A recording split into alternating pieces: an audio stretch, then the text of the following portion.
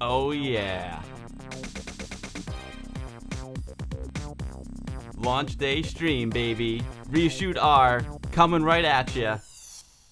What's up, everyone? Gonna be epic today.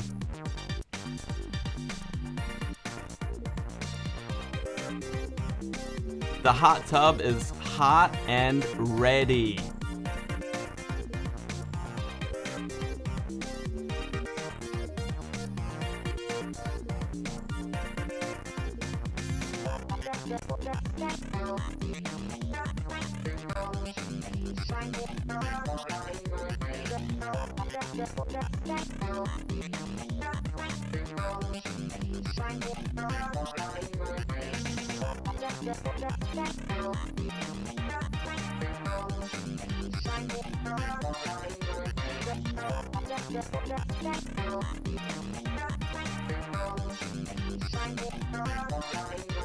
Alright guys, all the social media is done. I'm ready to start the stream.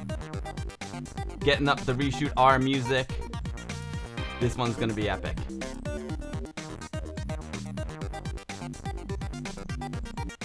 Here we go. Yo, yo, yo. What's up, everyone? Welcome to the stream. Today is gonna be amazing. There's the music. There's the music. You hear that music? That is the music for Reshoot-R, brand new AAA Commodore Amiga game released today. Today's stream is all about Reshoot-R, guys. We're gonna have the developers on. We've got Richard, Martin, and Kevin all with us. We got the producer, the coder, the graphics man, and the music man. It's gonna be awesome. It is great to see everyone here today. Pred Zeta Lemon Amiga C64 Pixels Ultra 647 NAFCOM. What's up, Scene World in the house? Paranoid from the Vintage Computer Society of Athens. I've got my Greek stick here, ready to go, baby. Walker GR, my man, is ready to go. Ty Racer is here. Dadler, what's up? Janaholo, whoa, what's up, Jan? What's up, my man? Great to see you. Oh man, yo, Invent in the chat, and it's gonna be on the stream in a second. What's up, yo? Thunderburn, thank you for the follow, my man. Razor, what's up, Razor? Richard, how's it going, dude? Non, we're here. Andy77, what is up? I'm here, guys. Hi from Bradford, England. What's up, Richard? Poetic Android. Pred Zeta's here. The Retro Man Cave is here. Wow, this is awesome. Miz, what's going on? It is 3:07 p.m. in New York, New York. It is awesome. Yo, Vicky Pixel Vixen is here. Snow Dog, thank you for the subscription, my man. Appreciate all the support, buddy. The captain is on the bridge. The captain mod man.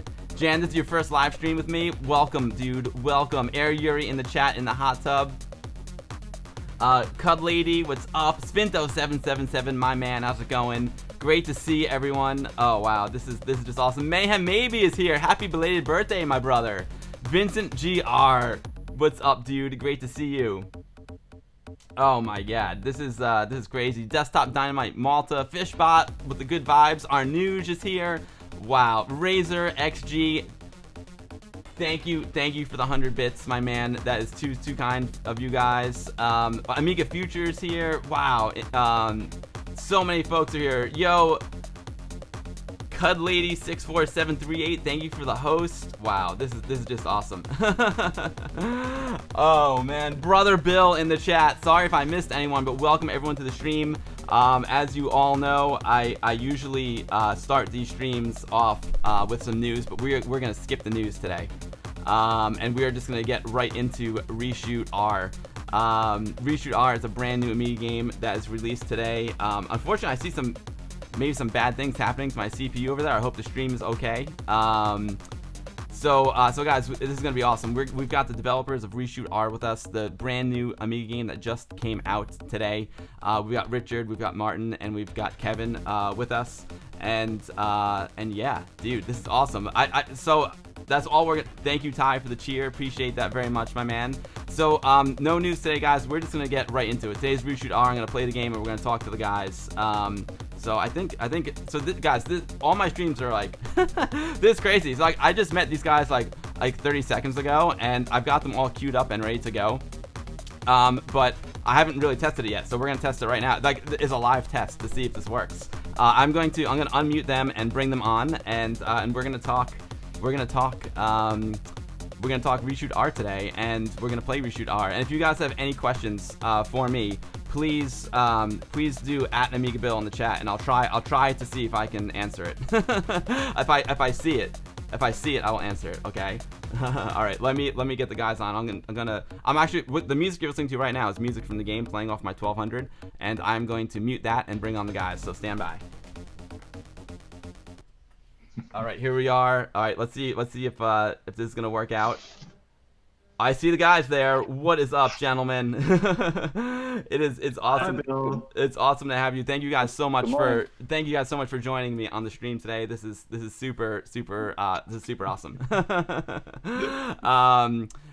Wow. Well, so you know, if I had practice this beforehand, I'd have all your names on the screen, but I don't, so I'm just going to introduce you all. Up there in the upper left corner, we have Kevin Saunders, also known as Invent, who did all the graphics for the game Reshoot-R. In the upper right corner, we have Richard Löwenstein, who is the man, the myth, the legend behind the game. He is the lead man and programmer of Reshoot-R. Hello, Richard. And then on the bottom, we have Martin, who did all of the music and sound for the game. So we've got the whole team on stream today. And guys, thank you so much for coming on. It's an honor to have you guys here. It's an honor to play this game on the launch day. It's an honor to be on your show. Oh, thank you. So we are surrounded today by lots of great people in the chat. Lots of people are really excited about your game. I know it's been a long time in the making, and I want to talk about that. So the plan for the day, guys, is I want to talk to you guys for 10-15 minutes, and then we'll start playing the game. And I'm gonna try and play the game while I continue to chat with you guys. It's not easy to read the chat and to play the game and to give you guys attention at the same time, but I'll do my best. Yeah. So I guess I just gave you guys all a little bit of an introduction, but if you want to go around and introduce yourselves, starting with you, Richard, in the upper right corner. If you want to go for it and introduce yourself, tell us a little bit about yourself, and we'll get into the game and whatnot. But if you want to just give us a brief intro of who you are, go for it. Yeah.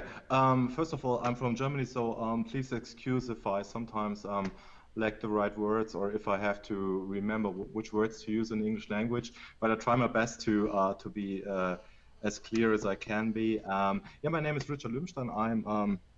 I'm living in a small town of Landsberg, close to Munich in Bavaria, Germany, and I used to work for Amiga Joker magazine, which is this one, which is a German games magazine, actually the first Amiga games magazine ever published in Germany. And I also developed computer games in the late 80s, and for Commodore 64, maybe one has heard the name Prince Persian Gulf Inferno or Twinkie Goes Hiking. I continued to develop games on the Amiga, but was not very successful with that because of my editorial career, and then I kind of lost contact to the whole development scene, and just got back into developing for Amiga like 4 years ago. And then I developed one game which is called Reshoot, and I learned so much while developing this game, which took me 1 year, that I decided to do another game, which should have been called Reshoot-R by that time. It should have been just a follow-up with enhanced graphics, and it should have taken me 1 year to develop. It actually took me like 3 years. And it turned out to be a totally different game to what Reshoot is. And maybe we have the time to explain why this came to be. So this is me, just Richard. That is amazing, Richard. Well, welcome. It's an honor to have you here. I know a lot of people in the chat are saying, that magazine, the Amiga Joker, is like legend. You're a legend.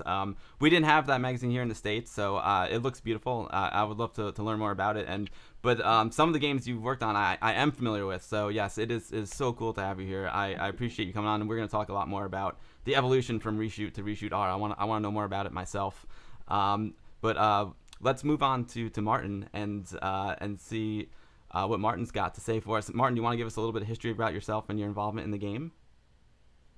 Yeah, well, my name is Martin Amann. I'm 38 years old, living here near Cologne in Germany, and firstly met Richard on Gamescom, which is what really great fair here in Germany over there, and we met playing his first reshoot game.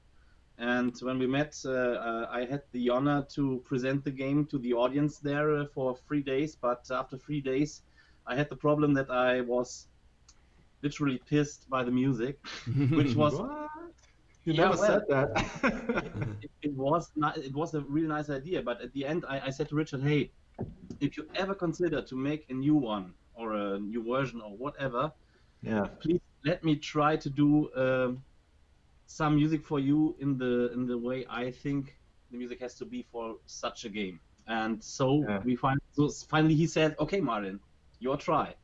And so we came together, made some fancy ideas, I think, and enhanced over the 3 years such ideas like the speech we had there and the gaming things like power-ups and so on. So, and I think it came out well. Excellent. So that's a great lead into my next question, guys. So yeah, so Reshoot-R comes out today, obviously, but it's been a long road. Like, take us back to 2016, Richard. I know you released a game called Reshoot, which is the original version of Reshoot-R. Can you give us a little bit of background of Reshoot and why Reshoot-R? Like, why are we here today? Take us back to 2016. So this is Reshoot, which was published in 2016. I just told you that I started developing games in the late 80s and 90s, and actually the code for this game can be traced back to the year 1991, when I tried to develop a horizontally scrolling shoot 'em up game already. And then I began starting to work at the Amiga Joker magazine, which meant I do not have time to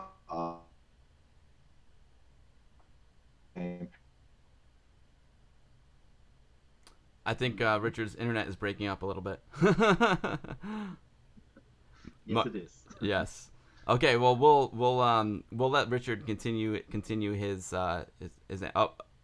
We lost Richard, and we got Kevin. the joys of live streaming, and this is an international broadcast. I'm in New York. Richard and Martin are in Germany, and Kevin, who just popped onto the screen, is in Australia. Right? You're in Brisbane, right, Kevin?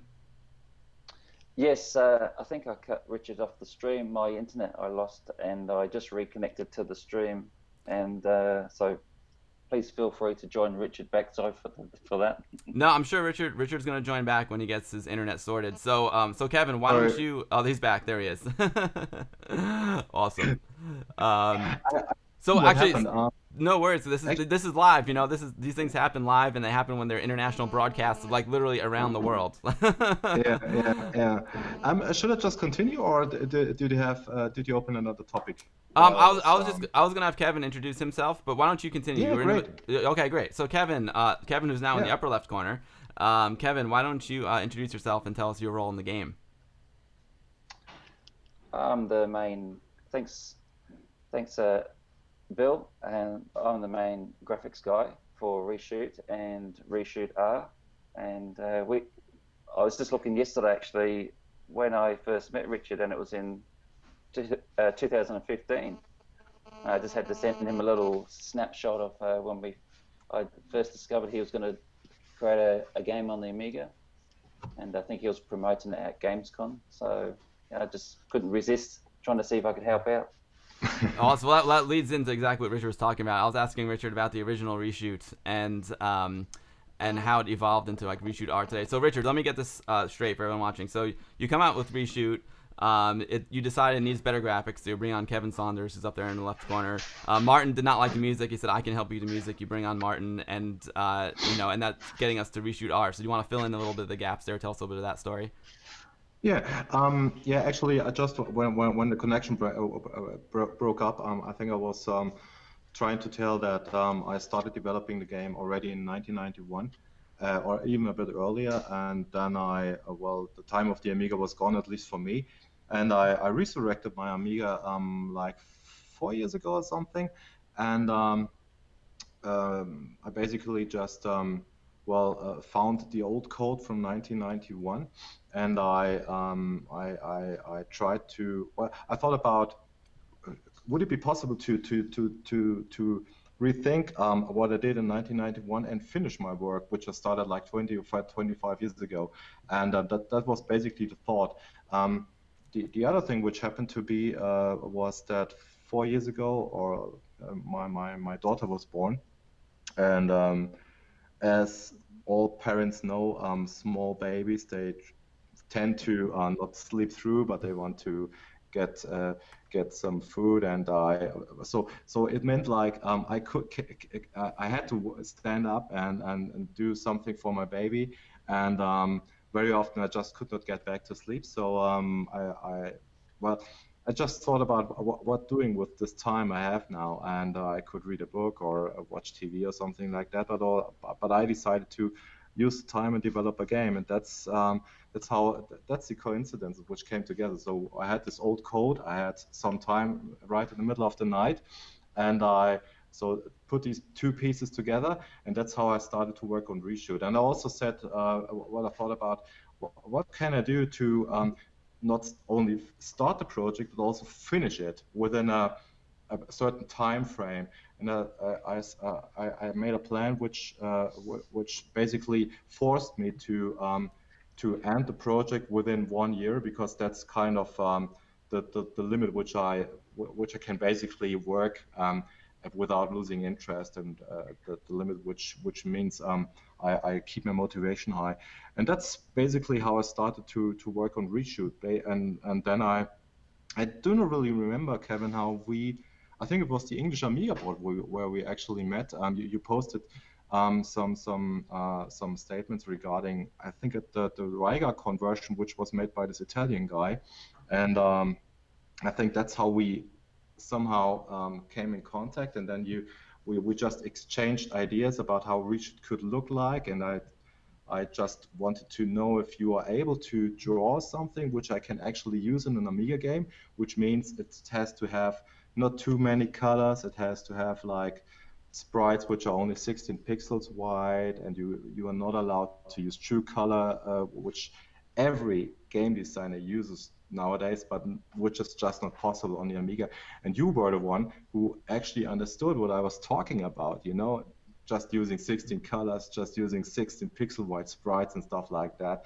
And you just sent stuff, and I used it. And well, that's how we two, Kevin and me, we worked together on Reshoot.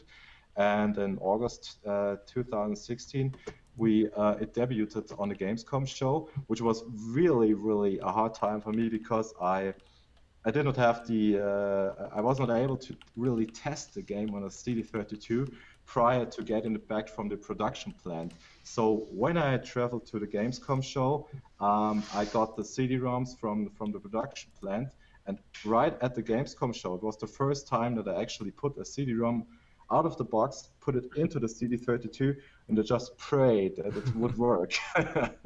And it actually did. So that was very nice and very motivating. And then Martin came along and said, "Hey, guy, this music is terrible. We need to fix that for the next game." And well, that's now we are 3 years later and have a game which has totally different and probably better music. That's amazing. Well, Richard, you said two things that really shook me, compelled me. One is like you had a child, so you had more time, which is something that I don't normally hear. just in the night. It means Okay. like I can work in the night. Okay, there we go. Because most of my friends, when they have kids, they're like, "Oh my God, I have no time. It's over." And you're like, "Oh, I just had a kid. I'm gonna go make a game." The same with me. I'm no different. That's awesome. And you said the game worked as soon as you popped it into your CD32. That's incredible. So thank you for the history of Reshoot. That's awesome. Now, I know you.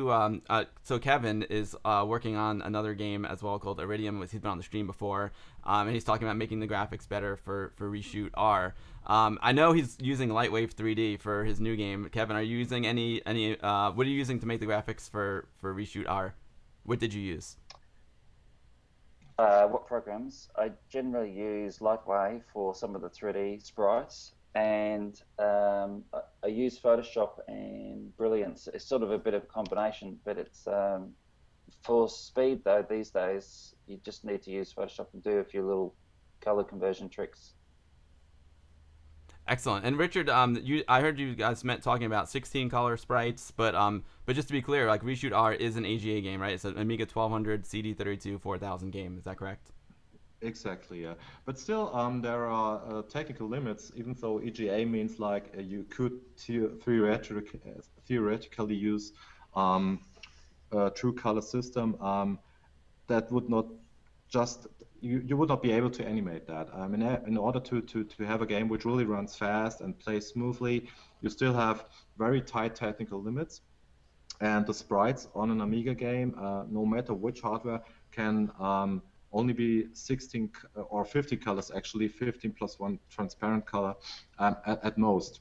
So this limit is still true on an EGA Amiga, even though EGA means like you can have wider sprites. They can be like 64 pixels wide, not only 16 like on an ECS machine, but when you use 64 pixel wide sprites, it means some other things you have to think about. There's a lot of technical small things you have to think about, and also you could not even use 265 colors on the background, because it also would mean that you have to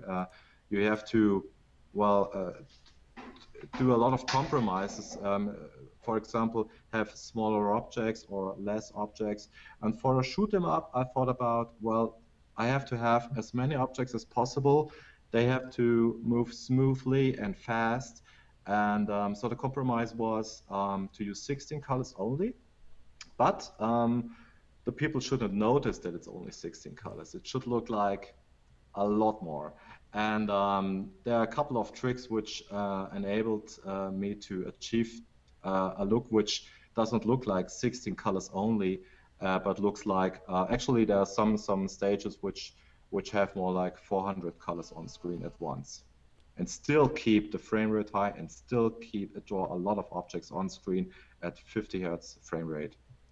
That's interesting, because it's definitely a good trade-off between just the beautiful graphics and the quality of the gameplay itself, because having the right frame rate and making the machine run smoothly is just as important as having great graphics, in my opinion. I really want to get to the gameplay very soon, but before we move, I want to touch on the music really quick, Martin, because the visuals and the music are key elements of this game. Besides Kevin having some technical challenges trying to get all the graphics to work smoothly on a stock 1200 and CD32. I know, Martin, you had some challenges with the music as well. It's not you can't just make music. You have technical limitations to consider as well. Yeah, the biggest limitation was Richard, indeed, because you don't understand it. It was. I just started with the tune, and he firstly said, "Hey, just keep in mind you have just 3 channels for your music. So we have the 4th channel for the sound effects and stuff." And I said, okay, that's not that kind of problem. But after I made the first steps, I sent over the mod file to him, and he said, oh, it's nice, but hey, this is 350 kilobytes. That's way much too big. And so you got like 20 kilobytes. Why do you complain? Yeah, but my approach was just because I thought the music in Reshoot, well, it was not bad. The music, it was an AHX file, I think, and it was like Commodore 64 music. Yeah, and I like chiptunes a lot, but I thought if you do music for an Amiga game, it should sound like an Amiga in the end. And I think when I started with the Amiga when I was 12, the key element for me was the games with music like Lotus 2 and stuff like this. And so I tried to achieve this with 3 channels only. And with Chris Hülsbeck in my mind, he uses own programs to play back his music with 7 channels. So I started to mangle up all my samples by myself. So I rendered samples so I could use them in multiple ways. And so if you hear the mod file, which is actually 3 channels big only, you can count up to 7 or 8 channels at once. Yeah. Wow, that's impressive. And did you use Pro Tracker for this as well? I used Pro Tracker for Windows, so it's Pro Tracker 2.3D, I think. But I had my Amigas here to check out if the sound was equal on the real thing then. Amazing. That's incredible. And I know you turned to some of your friends in demo scene to help you with this. Is that correct? Yeah, I had this problem with all this. How do you say? To make the samples shine in the end and to get them to the most highest quality. Sound crystal clear. Sorry, Martin, to interrupt, but I think what is very important, what we discussed very early in the production process, that we want to have a music in CD quality. So even though I only gave you not enough memory, I still wanted. I still asked you to try to reach a quality which sounds like CD, and not like all these old Amiga games which are very scratchy and very thin, and you really did something which sounds big and bombastic and really drives you forward. So, but it took a lot of work. I mean, it's not like Martin did one track and it worked. It was like 1 track, 2 tracks, 3 tracks, and then alter it, modify it, listen to it again, and I think we worked like 1.5 years on the music, right? Yeah. Wow. So we did, and in the end, I had this thing where I had the opportunity to make my samples by my own, because I produce music also on professional way, and but after you converted them to Amiga EFF, they had to be polished in the end. And so I asked Dax, he's located here in North Germany. You all know him by his alter ego, the Rave Busters. It's from '95. Wow. He did a lot of amazing tunes back then, and he helped me to get the samples more, how do you say, more little, but always sounding good. And after that, we polished all the samples and the mod files again with Meyer. He's a guy from, I think, Finland it is. And I met him at Revision, actually. And after the first time we met there, the second revision we did an amazing Amiga live set with my Amigas. And so we did some DJing there. And after the DJ set, we had a lot of tech talk, how to polish samples, and he did actually a quite amazing job. Yes. Wow, incredible. Well, guys, we're gonna keep chatting, and I want you guys to keep adding whatever you'd like to add. But I know everyone is really excited to see the graphics and the music that we've been talking about. So I'm gonna fire up the Amiga, and while I'm firing it up, I know Captain John Archer is asking. He's like, how did you get everything so smooth, Richard? Like, how did you discover this? I know you wrote it in assembler. Are these like techniques that you invented, or are they tried and true techniques that have been around? I don't think there are any techniques on the Amiga which have not yet been invented, but what you can always do is fine-tune, and you can try to make decisions which make sense. So one of the most important decisions is which frame you want to target. And to me, I like fast action games. I like racing, driving games. I like shoot 'em up games and jump and run games. And I just think, that's my personal taste, that the really great games, they run smoothly and they try to target a 50 Hertz frame rate. And that was one of the basic goals which I had to achieve, and then the rest is just testing. And how do you achieve that? I mean, if you could do that in a very simple basic language without any hassles, I would do that. If I could use Blitz Basic, I would do that, because Blitz Basic is a great language, but it's not perfect if you want to achieve real smooth gameplay with big objects and fast moving objects on screen. So I used assembler. Yes, the whole game is 100% assembler written, which is machine language, which really directly controls the custom chips of the Amiga. So I really target the custom chips directly, and I use, well, not techniques which I did not invent, but I try to use every technique which which makes for fast gameplay, like interleaved splitter objects. I will not try to explain what that means, but it means basically that you can draw an object like 3 or 4 times faster than you would use conventional drawing techniques. I also used DMA controlled sprites for the bullets, which means I can move one tiny bullet with just basically modifying 2 bytes in memory. The technicians who listen to the stream will probably know that if you want to move an object, you have to push a lot of bytes around in memory, and the less memory you use, the faster a game is. And if you can move an object by just modifying 2 bytes, that's just fast. And using DMA controlled sprites on the Amiga is the fastest way of moving small objects. And I also only use 16 colors for the objects. I try to gain more depth of color by using some more colors, but not splitting objects into this another second play field. It's just a cosmetic thing, like the fork you see in the first level. We will probably see that very soon.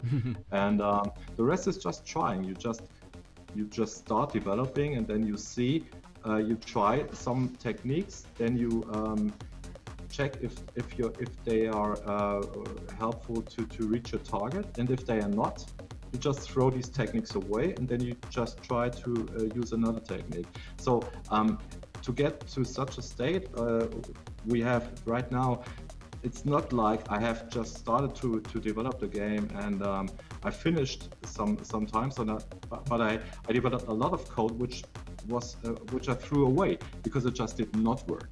So that's basically how a game design works. You tried something, you test it. If it works, great. If it does not work, throw it away and do something else.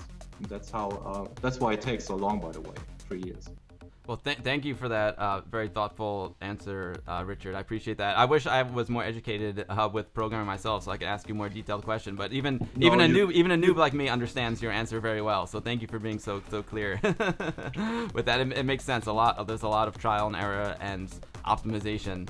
Yeah. So guys, I'm about to play the game. If you guys would like to purchase Reshoot-R, it's ready. You can do !Reshoot-R in the chat, and it'll link you to the store where Reshoot-R is available for purchase. And we'll get into all the purchasing options in a second. I know there's a digital version, there's a physical edition, and there is also a special edition that comes with the music as well.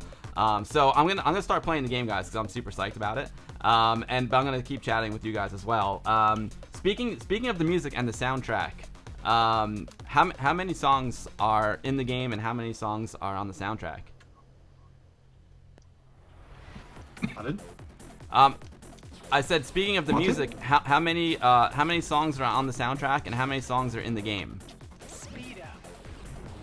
Well, actually, at the gameplay, there's Martin, only I can't song. hear you. Martin is okay. Go ahead, Martin. You can talk. Okay. Okay.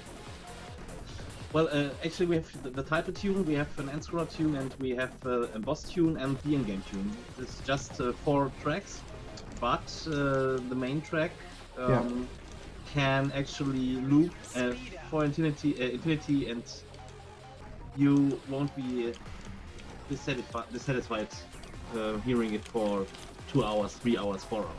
No. Actually, I listened to it like 2 years, for 2 years, every day, like 10 times per day or 20 times per day, and I still like it. So it's pretty good. That's amazing. Yeah, no, I love the music too. It gets me pumped.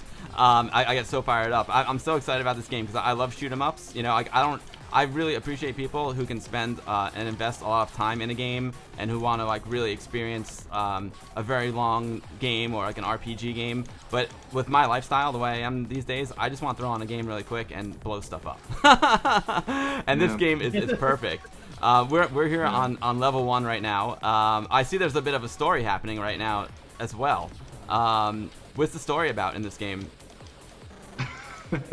I won't spoil anything. No spoilers. Okay. No spoilers, no. But actually, you got a heroine, and you've got an antagonist, and I think what is going to happen is, well, I have to be honest. It's not like really a narrative experience. It's more like a shoot 'em up game with a little bit of stuff going. I think it's just important to give the games player like a bit of a goal, because it means like if you kill a boss, which, okay, this is a spoiler. We have bosses in the game. It means like I have really, yeah, fulfilled a goal, and I can actually rescue someone. So it's fulfilling if you have a bit of a narrative element in such a game, even if it's only a shoot 'em up. That's by the way, that's something which I tried to incorporate elements into the game which were only which are kind of modern. If you have a look at classic Amiga shoot 'em ups, you will almost not find any story in the game except for maybe Apedia, and this is something which only happened later, from the mid of the 90s and later. Even action games try to really frame the action with some kind of story, and that's what I also try to incorporate into the game, which also is a difference to the first Reshoot game. Just to feel more like a fulfilling experience. That makes a lot of sense, because the truth is a lot of the storylines just aren't in a shoot 'em up. Like, no one really cares about the storyline that much, but it's nice to have something a little bit more than just the shooting. It definitely adds another it gives it a little more depth and dimension, and that little cutscene there with the two characters was cool. It was a nice surprise with the first time I saw it too. I'm like, oh, there's like a little story going on here. So I've got a lot more questions for you guys. So I see something that says wave plus 50. And I also see something that says chain. So this game is a shooter, so obviously like playing for a high score is one of the main goals of the game. So can you explain what the chain and the wave are? Oh yeah, that's also a pretty modern element which I incorporated. Due to the criticism of the first game, which doesn't have a high score table, which doesn't have any elements which make you want to play the game again and again and again. I mean, this game has like 5 stages, and I actually do know one guy already has played through the game, but I mean, a normal human being will probably need a lot of hours to play through the game. But then the chain thing means like if you shoot each object in a wave, you get like a bonus, like a multiplication. It means like if you shoot waves and waves and waves, it means like a chain, and you get a bonus for that. That means you can add to the score, and that means you can get higher in the high score ranking. And you also do not only have a local high score table, but you also have like internet-based global ranking, which means when you get killed, you get like I think 11-digit code, and you can enter that code on a website, and then you can that way you can enter your achievement into a global ranking and compare how you play against other games players who are in Reshoot-R. So it's kind of easy to play through the game, the 5 stages, but if you have achieved that, you might want to work on your high score skills and the chain. So shooting each object in a wave means that you get chain and you get a bonus, and also shooting a lot without pausing. If you hit objects without any pause longer than 2 seconds, it means like you also get a multiplication, and multiplication is very important because it means like if you hit an object which usually gives a score of 10 points, you can have a multiplication factor of up to 5. So you do not get like 10 points, but you get 50 points. So you instantly get much higher scores, and that's very important on the later stages. That's awesome. So there's basically there's 5 levels, and back when I was a kid and I used to play all these games, I would kind of decide at the beginning, like, okay, am I gonna play to like complete the game, you know, and see the entire game, or am I gonna play for high score? And when I was a kid, I was pretty much always like I always want to complete the game kind of guy. But now, I don't know. Now that I'm older, I kind of like going for the high score. It's a whole nother dimension of the game. And like you said, with this one, with the multipliers and all the different ways that you can achieve a high score, it just gives the game a lot of replayability. And I love the idea of the online competition. And I was wondering how you did that, because, you know, it's a big part of online gameplay on the modern games, like on the PC and on PlayStation and whatnot. But that's a really, really interesting way to incorporate it into your game. Now, one thing I noticed in the game is the power-ups. They are super important. I played the game a handful of times, and well, let's say this. I'm doing. I don't know how, to be honest, guys. I'm gonna jinx myself right now, but this game is really, really hard, and I'm playing better right now than I have in a while. This game is super hard, and you get 1 life. Dude, it's absolutely brutal. You've got 1 life in this game. Although I know Michael from Amitopia mentioned that after level 3 you can actually do a continue, because you have 1 life and no continues. So far, there we go, I'm dead. Right. It got really hard really quick. So 1 life, that's brutal. However, sorry to interrupt, but it's not really 1 life. It's more like when you get hit, you lose a shield. So it's 1 life, yes, but you have shields. And so if you have got power-ups and you get hit, you lose 1 power-up, and you do not instantly die, because that was true with the first Reshoot game. You had no power-ups, and if you got hit, you instantly died. And I got a lot of criticism for that, and I tried to learn. So in Reshoot-R you can get hit depending on the amount of power-ups you collected prior to the hit. And you can get hit up to 3 times before you die. So, well, you do not really have lives, but you do have power-ups you can lose. So it's, well, yeah. I understand. No, actually, I was going to mention that as well. But yeah, you beat me to it, and it's much better to hear more eloquently from you. So there's 2 different types of power-ups, right? There's the speed power-up, and then your weapon power-up. So even though you only have 1 life, every time you get hit, it takes 1. It demotes 1. Is that which power up does it demote? The speed up or the weapon power up before you die? Yeah, both. Yeah, you lose 1 speed power up and you lose 1 weapon power up. So let's say you get hit once, then you lose 1 of each simultaneously. Right. Got it. Okay, and you have three levels of power up on each, the speed and the weapon. Is that correct? Exactly. Yeah. Awesome. Well, so guys, I hope you're enjoying the game. It's enjoying seeing the game. Also, let me just give a full disclosure here. Like I stream at 30 frames per second for bandwidth issues. So you guys, this game runs at 50 frames per second, but you're only seeing 30 frames per second due to the broadcast limitations on Twitch. And I can tell you, it's super, super smooth. Now let's take a look at the display here. In the upper right corner, I see an H with a triangle. And a number, and then I see some squares to the left of that. Do you want to take us through what those are? Well, yeah, the geometric element is called a delta, and delta usually means a difference. So this number tells you how much points you have to collect in order to get a high score. So you've got a high score table of 10 entries, and the high score delta in the upper right corner of the screen basically tells you how much more you have to fight in order to reach the high score table, and that's all. So it's like a count, like a high score countdown. And these small things to the left, basically just small pixels. They are just an indicator of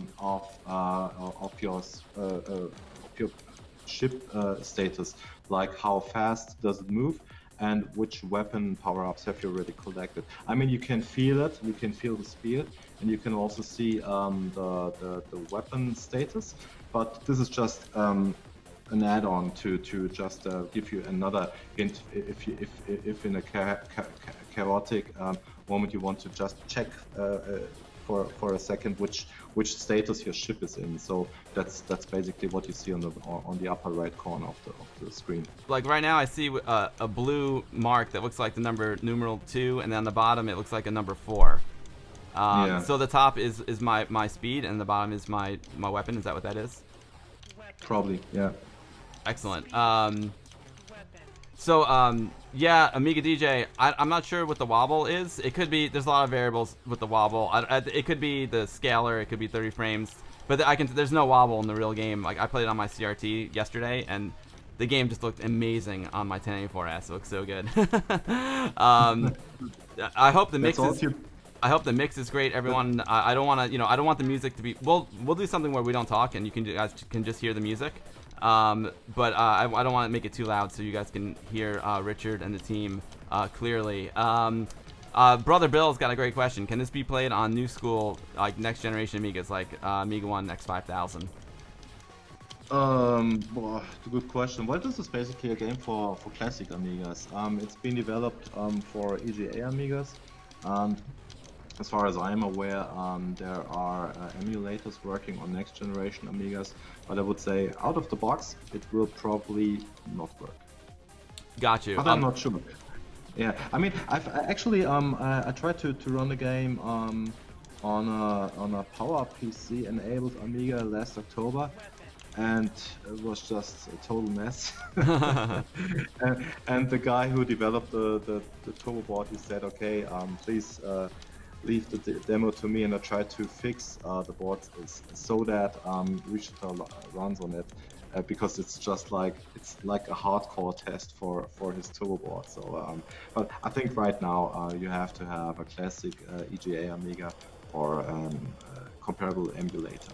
Yeah, the emulator works great as well. I played it on WinUAE and it looks and plays awesome. I got another question here for you, just for my own personal sake. So when the waves come at me, do I need to like kill them in a certain order? Like, do I need to kill the lead guy first, or can I kill them in any order? Any order. Okay, great. Good to know. Dude, Invent, Kevin, the graphics are stunning, dude. They are so good. Congratulations. Thank you so much for this beautiful game, and the music is rocking, Martin. I'm having a blast with this game. Thank you. This one is like, and the way you guys have structured this game with the music sounds great, the graphics are beautiful to look at, the gameplay is awesome, and the way you can play to try and get a high score or take it to the end just means like amazing things for the replayability. This is awesome. I'm having a blast. Amiga Build, may I ask you, how far did you play a game? I've played it about 10 times, and I've made it to about halfway through level 2. Okay, so you saw level 2. Try to reach level 3. I'll do my because best.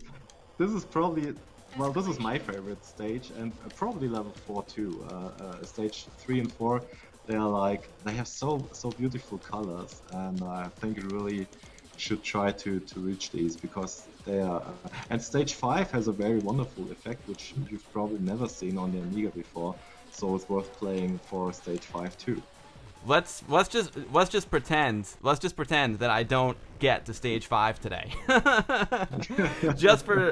Is there a way we can see these graphics? Are they in the graphics pack so I can at least take a look at it? Or is there a cheat code I could type in and I won't broadcast it live to help me get there? I am pretty sure that as I already mentioned, I do know one guy who already played through the game. I was totally amazed. I mean, he downloaded the game.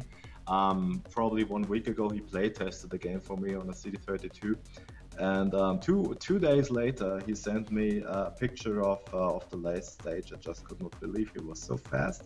But he said, "Well, I had to play the game because I really like it." So it's possible to reach the end, and I'm pretty sure that you can see. You will find videos on YouTube pretty soon. If not, could be there is a cheat in the game. I'm not too sure about that, but it could be a cheat in the game.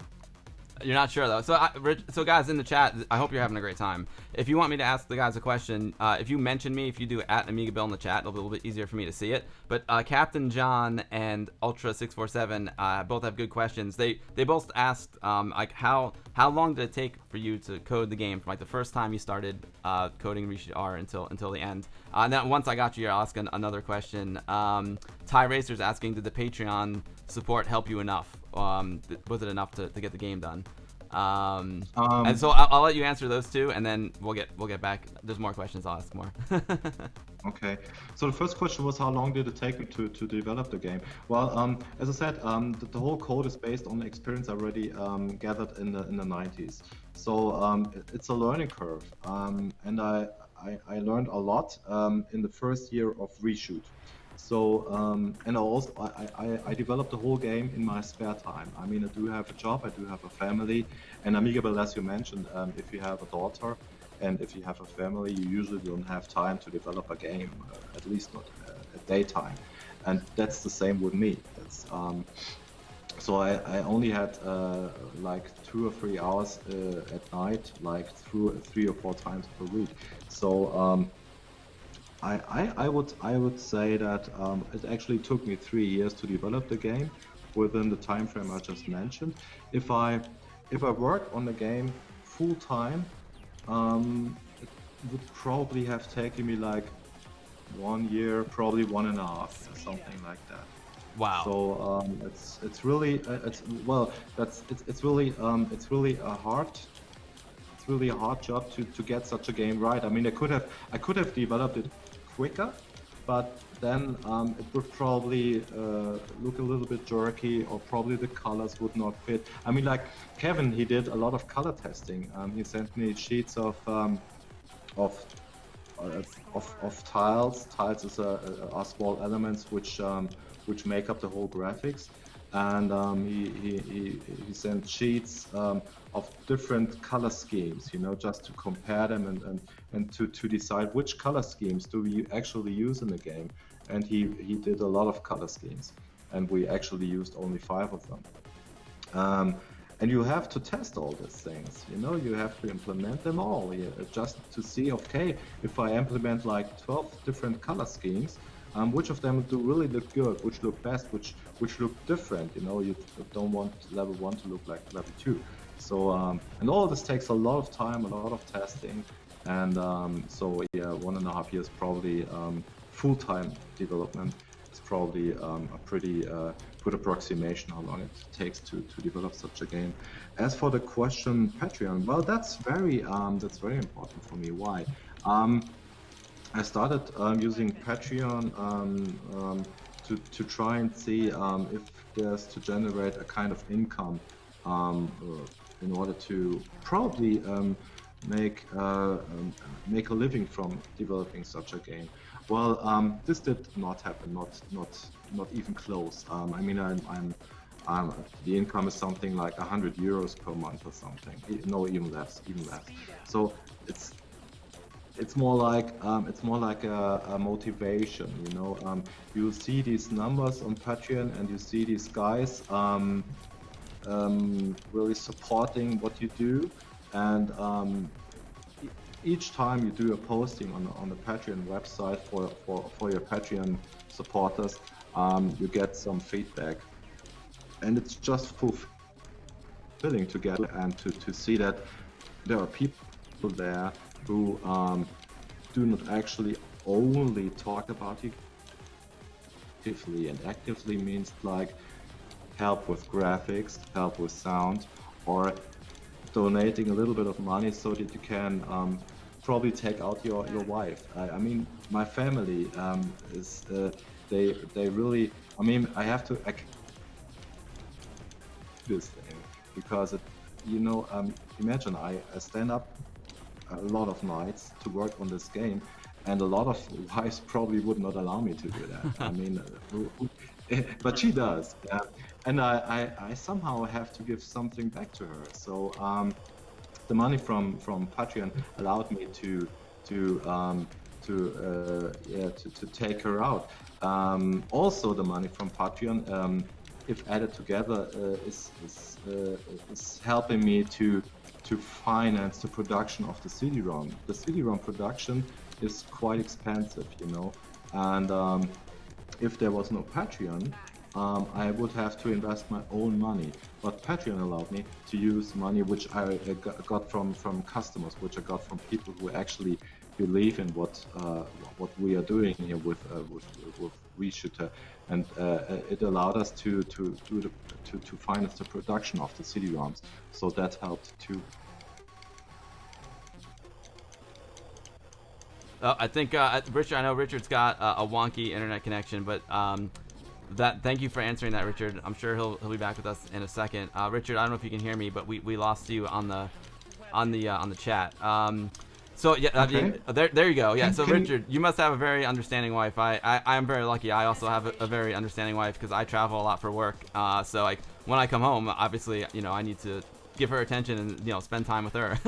So I much respect to you. After you come home from your regular day job, going all of a sudden sitting at your Amiga, your wife and your family must be very, very understanding. So yeah, kudos, thank them for this amazing game as well.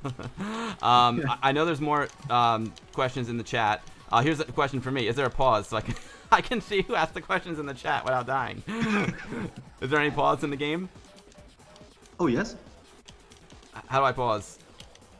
You can press the P button on the keyboard, or in case of the CD32, you just use the stack and fire button. Oh, perfect. Oh, also, Richard, a little note here. I'm playing with, I'm beta testing this new joystick called the Greek Stick. It's from the Vintage Computer Society of Athens. These guys are homebrewing this awesome joystick, and it's got two buttons. So I guess I could have paused with that button. Thank you, Indie Retro News. Thank you. Hazemaker, thank you for giving Indie Retro News the sub. Hazemaker, you rock, dude. Roar says this is system seller. Oh, Roar. So to answer your question, if you guys do !Reshoot-R, R-E-S-H-O-T-R in the chat, it'll give you a link to the website where you can purchase the game. Fishbot is asking. Here's a few more questions. A quick one from Fishbot. Does the ship have a name? And then McGeezer of the amazing Rygar and Bombjack Beer Edition fame is asking, Richard, what tool chain did you use to make the program? McGeezer, right? Kevin, do we have a name for the ship? I'm not too sure about that. Do you have one? Not at the moment. We could make one up now. Yeah, we probably will. We didn't. Well, really, you cannot have any better name than R9, right? So that's the best name you can ever have. So and we try to do something better than other games with Reshoot-R. So that's why we didn't really think about a name, because R9 is already the best name you can ever have for a spaceship shooting alien stuff. McGeezer, well.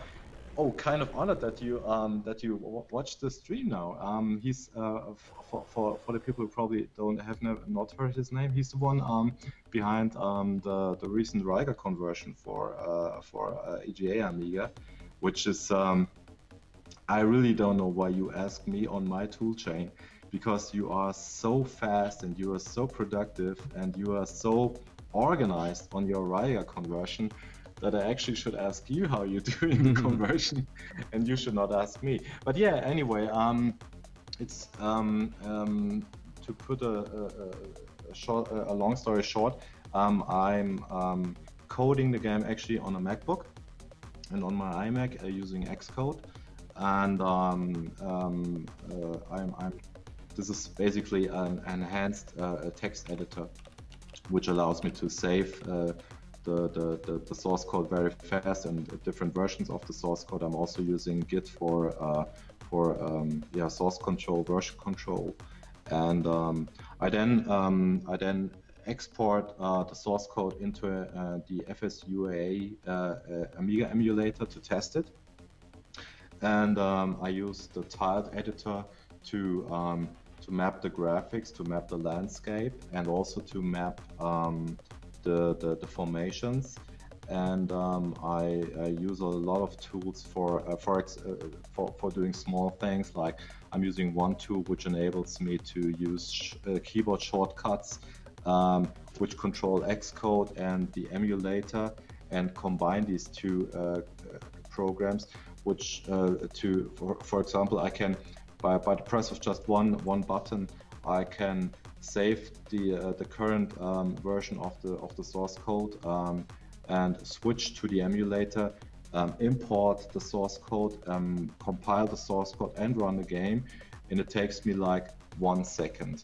And the tiled editor works in a comparable way. I have some keyboard shortcuts which allow me to alter the landscape in a very fast and efficient way, and to import new enemy objects, copy them, modify their wave of movement, and I can switch back to the emulator with just one press of a key and test the whole new configuration. So the whole tool chain I established is, I use ASM1 for assembling the whole thing on the Amiga. So I'm not using a cross assembler.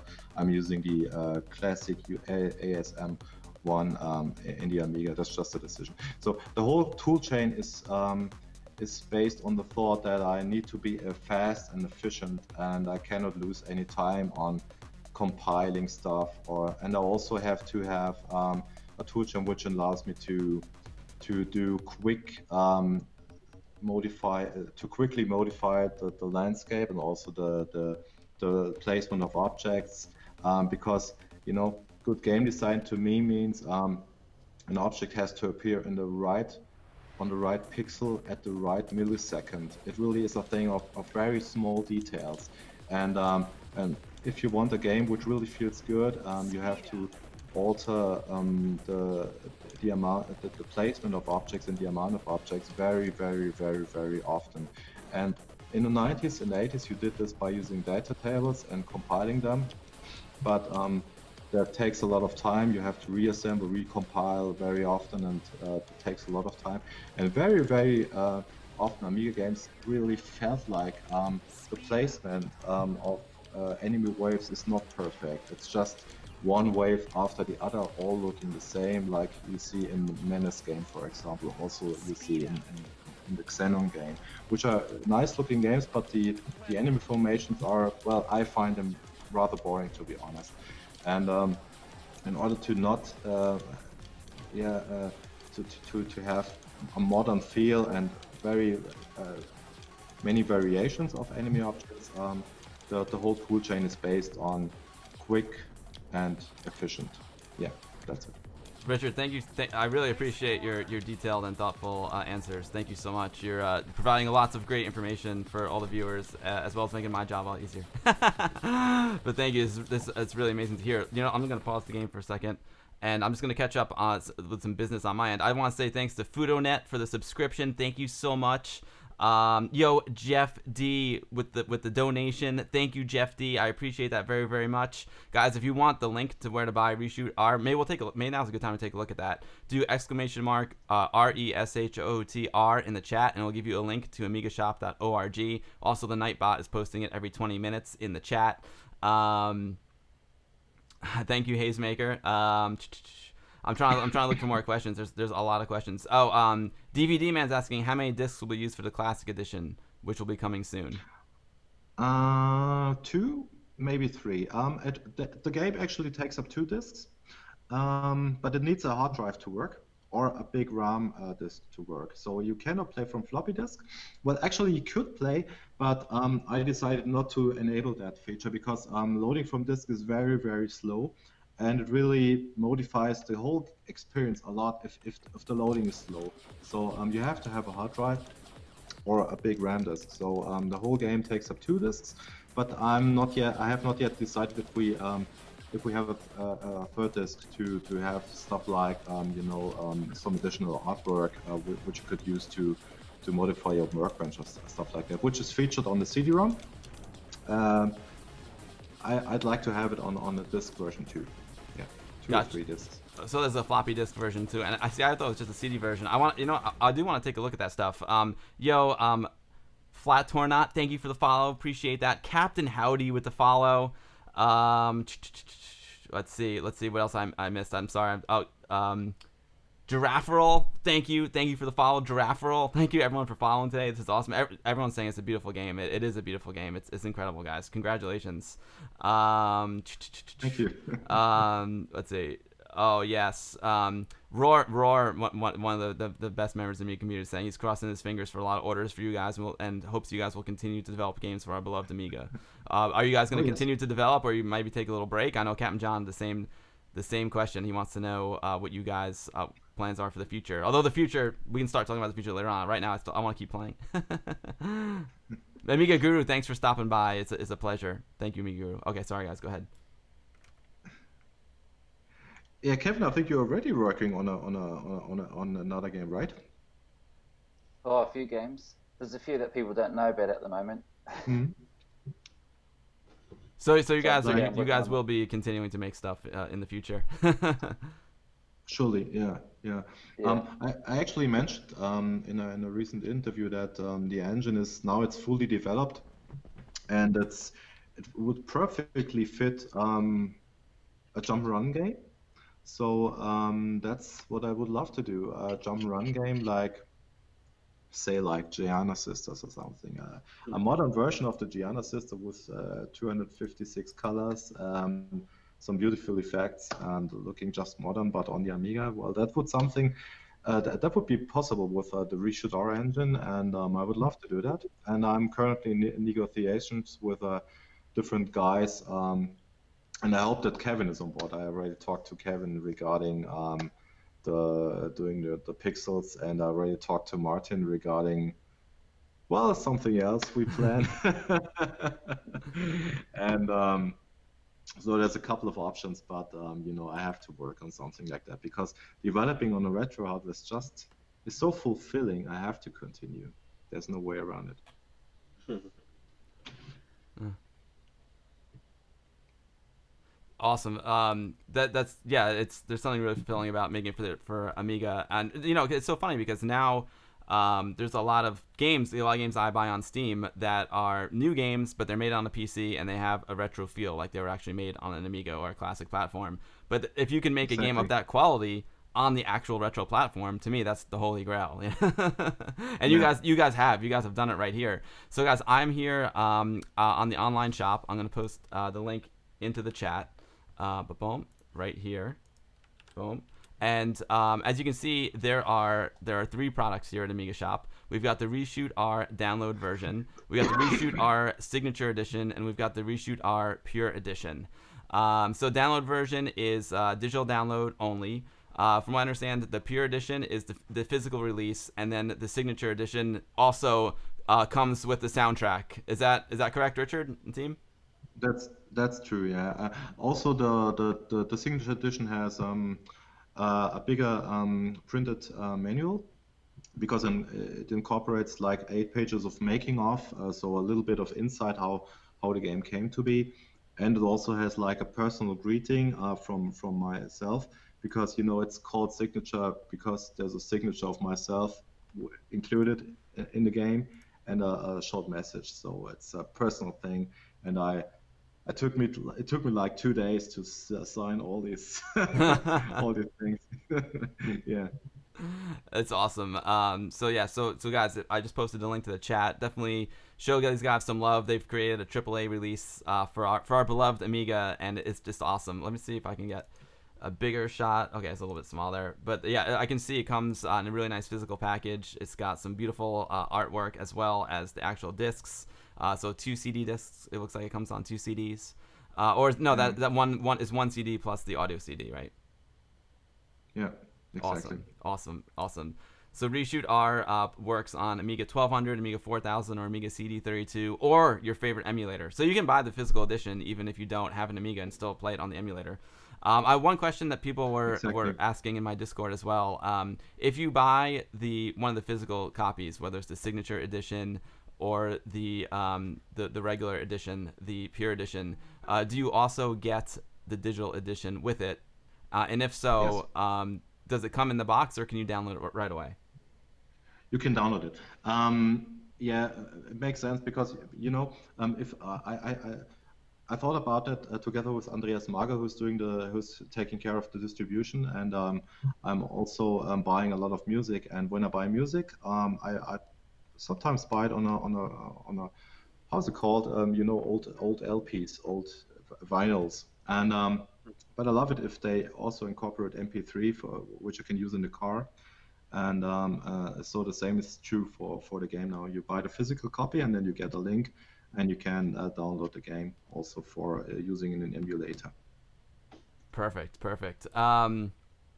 Let's see. Roar says he feels like he's back in his teens. I do too. Like, this is awesome. This is like so exciting to have like games of this quality and new stuff coming out for the Amiga. You know, I always say I always play new Amiga games when they come out, and the Amiga community is like, and myself are just so thankful to, you know, everyone who makes new things for the Amiga in 2019. You know, whether you're making like new hardware, whether it's like, you know, the Greek stick, or you know, or the guy, you know, making Indivision ACA 1233Ns, which I have in this computer, or compact flash to ID adapters, or anyone who's making new games or new software. Like, it's just it's incredible. The Amiga community is just amazing, and we're just so lucky and so thankful to have amazing people like yourselves here creating new things for us. So thank you so much for this, guys. This is awesome. You know what? I mean, actually, it's due to the Commodore 64 scene that I started about thinking doing such a game, because the scene on the Commodore 64 is producing games which are even better than the Commodore 64 games in the 80s. And I saw a game called Donkey Kong Jr., which was published like 5 or 4 years ago, and I saw this game which is of such an amazing quality, and also saw screenshots of a game called Sam's Journey, which looks like a game which you would not have believed was possible on a Commodore 64. And I thought about why is this not happening on the Amiga? I mean, you do have some new games coming on the Amiga, but they do not really have the same quality like the games you had in the 90s. And I wondered why this is the case, and if there's a way to just release a game which is of the same quality like the better games in the 90s. And that's how the whole idea came to be, to produce such a game like Reshoot-R. So, and I think we are now approaching a time where the Riga conversion, or probably even my game or some other projects, if they all get released once, we will have like 2 or 3 new games per year on the Amiga, which are really worth playing and which are really comparable to the better quality games of the 90s on the Amiga. And may I also add that one of the main goals with Reshoot-R, while we are talking about Amiga, but one of the main goals with Reshoot-R was to develop a shoot 'em up which is not only great on the Amiga, but which is just a great shoot 'em up. I mean, my goal with it was to develop a game which is great to play on the Amiga, but if you show the game to say like a Mega Drive fanboy, or someone who plays on the Neo Geo even, they also should appreciate the quality of the game. And because a lot of Amiga games, well, how should I say, they are good by Amiga standards, but the people who own a Mega Drive, they say, hey, Mega Drive version is much better. And I tried to make a game which is so good that even the owner of a Super Nintendo, of a Mega Drive, cannot really claim that the version on the console is much better. Well, not only because there's no version on the console, but also because the quality is just convincing in itself. You know, it's just should be a good shoot 'em up, nothing else. It doesn't matter the platform; it just matters the quality of the game.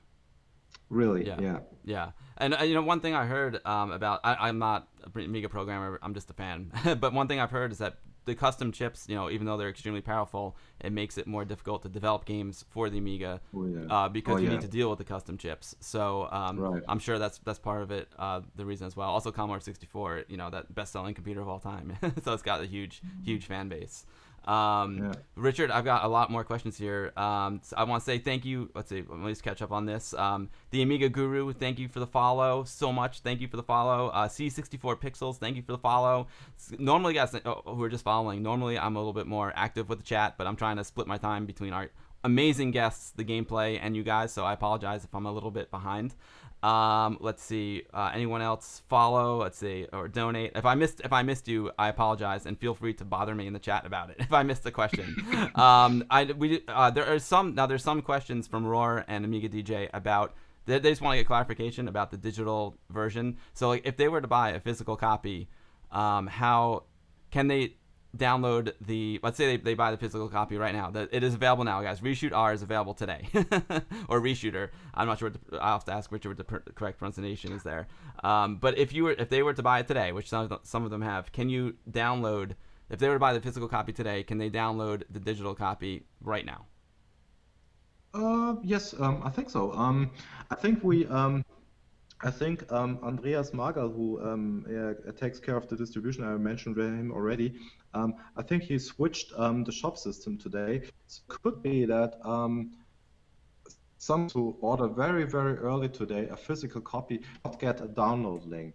But if this is the case, just email Andreas Magal, please, at theamigashop.org, and you will get a download link. So everyone who purchases a physical copy will get a digital version no matter what. So usually you would get a link automatically. If this is not the case, just email Andreas at amigashop.org and you will get a link to download the game.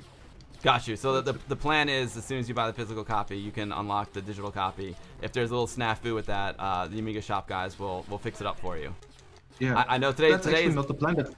That's actually happening right now. Right. Because today is the launch day, so I'm sure there's a few kinks that need to get worked out. But the plan is, guys, if you buy the physical copy, which is available for purchase today, you can download the digital copy right away. That's the intention. Yeah. And it's amazing. Playavelli, what's up, my man? Great to see you. And no, you did not miss. I'm kind of like mixing up. I played a lot of gameplay, and then I'm going to. I was talking to the guys. I'm just mixing it up. A little gameplay, a little blah blah blah. You know. But I gotta keep playing here, Richard. So a few folks are asking about the price of the digital versus the price of the physical. They're asking why are they so close in price. If that's something, I don't know if you guys thought about that or not. Well, that's very simple because it's you don't pay for the object which the software is put on. Otherwise, the digital version would have to be almost free. You pay for the quality of gameplay, and the quality of gameplay is no different on the DLC version, on the Pure Edition, or on the Signature Edition. You pay for the quality of the game. If you think it's worth the quality, please purchase the game. If you don't think it's worth, well, then do not purchase it. It's pretty easy, really. Everyone can decide on himself. But I do know that some people might complain about the digital version being too expensive, and it is expensive if you compare it to games on your smartphone, but it's not expensive if you compare it to games on the Switch console or on the Xbox console. And you always, I think it's, you pay for developing a game, you pay for the quality of gameplay, and if you go to the movies, you will buy a ticket, you will see a movie, and then you get out and you have nothing, but you still have paid.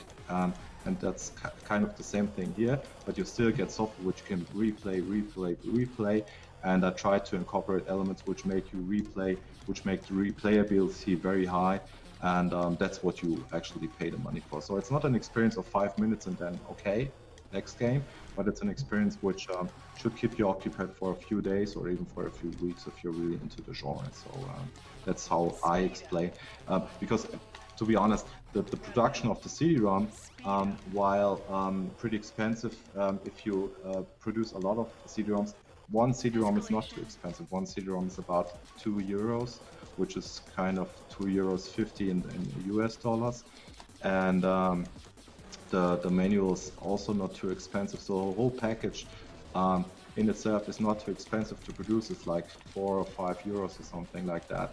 But if you do like 500 copies of that, it's a whole amount of money. But what you really pay for is the amount of time which went into the development, and also what you also pay for is, I showed the game on a lot of shows, like the Gamescom and a lot of gatherings. And I did not really do this just because it's fun, but also to see people play the game and to see how they react. And when this takes a lot. This costs a lot of money, traveling to the Gamescom show, having a hotel there, and traveling back costs like 500, 600 euros. And this is also incorporated into the price of the whole thing, but it also makes up for the quality of the game because at the Gamescom show, for example, I got a whole lot of feedback which helped me to make a much better game than I would have made if I would not have got feedback from games players prior to the release. Yeah, you know, the guys are watching the stream and they're saying that it looks like this game is worth every penny, and I agree. I can spend much money on a couple of beers, you know, on a night, and this game is going to save me for a while, especially since I stink. And the guys are confirming who have bought the game that they did get a download link right away. They bought the physical edition and they did get a download link to the game as well. So yeah, great. so it seems to be so working. Does it work now? That's good to know. Great. Awesome. Let me see what else I missed. Nebula Design says awesome stream. Glad I got to catch most of it. Okay, awesome, dude. Nebula Design is lucky to have Kevin doing the graphics for his game as well. We've had his game on the stream in NVIDIA. It's amazing. Kevin rocks.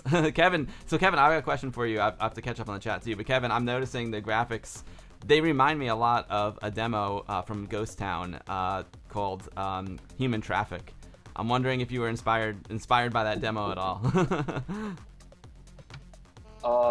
Maybe in a subconscious way, but I don't actually remember the game, to be honest. So it's I'm just trying to picture it myself. But some things are just influenced by all sorts of things that you watch. You know, you might watch movies or you might look at other Amiga games. Actually, I always love to look back at other shoot 'em ups or and Neo Geo games. I've never played that console, so that's a pretty cool place to look for inspiration. Yeah, I think they kind of were inspired by like the show house. It was medical. Like all the things in the background kind of reminded me of like veins and arteries. It's pretty cool. You're inside a beast. It's awesome. I'm a huge fan of your artwork. It's gorgeous, and I appreciate all the artwork you post in my Discord. Captain John's asking how many copies have been produced, and Pred Zeta is asking. He's asking it doesn't matter which version he buys. Pred Zeta from lemonamiga.com. Amazing Amiga website. And Walker is asking if you guys are going to be at Amiga 34 in Germany coming up in October. Oh yes, Amiga 32. That will 34. That will be great. I was at Amiga 30 and Amiga 32, and there was a great show already. And Amiga 34 will be even greater. They have the original Amiga developers there, and I will also show the game. Probably we will have something new for Reshoot-R. Maybe we will release the floppy disk version there. So big plans for a big show, Amiga 32. Yeah. Awesome. Task from the amazing game Worthy fame is just joining the stream, and he's asking he'd like to hear a little bit more from Martin and Kevin. And now Martin and Kevin did talk about their work at the beginning of the stream, but if you're just joining now, maybe we can get a little bit more of a recap here, guys, because some folks are just joining the stream now and they're looking at the game. They're like, wow, this game looks amazing. It's so beautiful, and the music is just rocking out, man. I want to hear from these guys. So Martin, do you want to talk a little bit more about the music? I'm not tired of it yet, like you said. It actually gets me so pumped up. So do you want to talk a little bit about like what we're listening to, how you made it from a technical standpoint, and then maybe we'll talk about some of your inspiration for the game, just from more of a thematic standpoint as well. We can make this short one because for me actually it would be more interesting to hear something from Kevin actually. But actually I really started quickly with a quick demo tune on the PC with Cubase. So I use Cubase as an DAW and used a lot of quite modern synthesizers and VST instruments to achieve more modern sound, but actually made some sounds by myself to get a mixture of modern, sound design, modern, how do you say Druck, Richard? Pressure? Pressure? I don't know.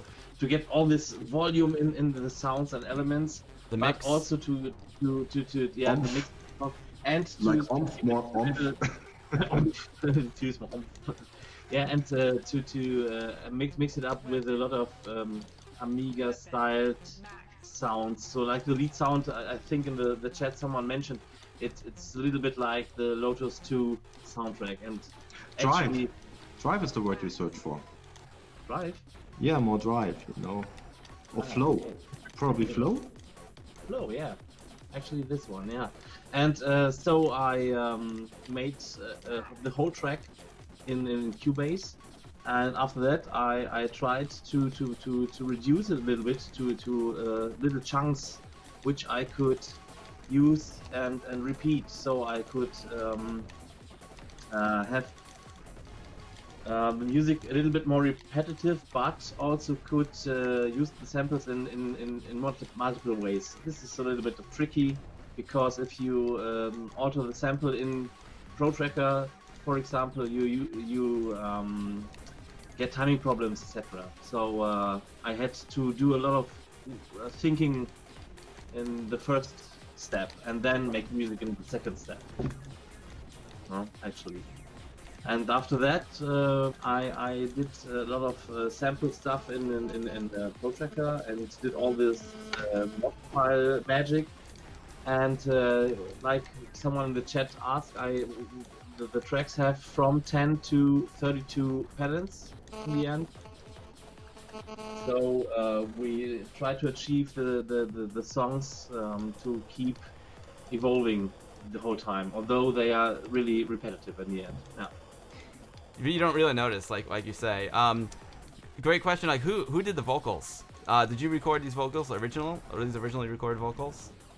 No, I have a friend in the US over there. It's AJ from Scene World magazine, and because originally I wanted my wife to record them, but we talked about it and we wanted to have an how do you say, a native speaker, so that it would that it don't sound such German-ish. Oh, but they are recorded originally. Hey guys, sorry if one of you guys has a cell phone next to your microphone. I think it's picking up some strangeness. So just check that. But so okay, so yeah, Scene World's amazing. I love Scene World. Anthony and I have been interviewed by them before, and they're great guys. That's awesome. AJ is a great dude. I see him at BCF East every year. So AJ actually recorded the vocals for you here in the States. Yeah, he recorded the vocals because it's his wife. Oh, it's And I AJ's think wife. she- No way. That's awesome. Yeah, and she did a massive good job. We did some variations, and we played a little bit of ping pong and how to pronounce them the most effective way. And so you got the samples you hear now. And yeah, thank you once again, Laura. So yeah, and after that, we had the idea once. Richard called me. I don't know when it was exactly, but he called and said, "Hey, I was here presenting the game, and actually at the booth where I was standing, people were dancing.